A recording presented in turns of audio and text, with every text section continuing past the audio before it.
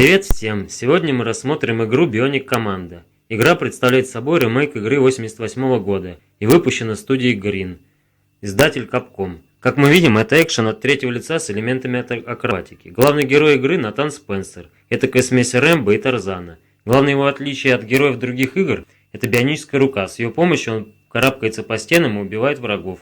Больше всего мне нравится скорость, с которой Натан перемещается. Это открывает различные тактические возможности, такие как заходы с тыла, атаки сверху и тому подобное. Именно это и является изюминкой игры. Также по ходу действия выдают различные задания. Например, взорвать 3 врагов одной гранатой.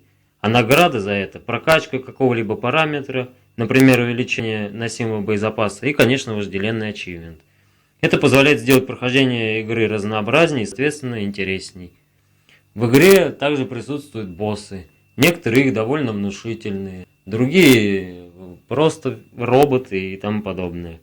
А вот сюжет в игре создан практически для галочки, он вообще никакой. Там примерно рассказывается о том, как Натан попал в эту местность, где он борется с людьми в масках и тому подобное.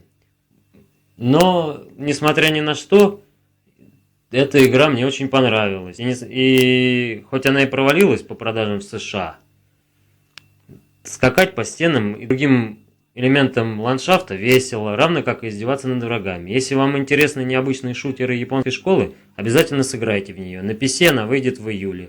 Тор 82 специально для Game Club.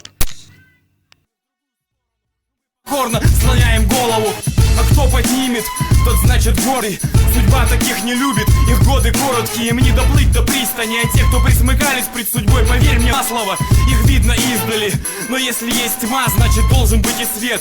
Если есть вход, значит выход тоже есть. Если упал, значит можешь подняться на ноги. Запомни главное, вида милитари эст. Ты значит бороться, не отступать и не сдаваться, оставаться там, где идет борьба, ни шагу назад, нет, только вперед. И этот странный мир запомнит наши имена. И один в поле воин, если русский, его рука не дрогнет, он не струсит, он все равно пойдет вперед до победного конца.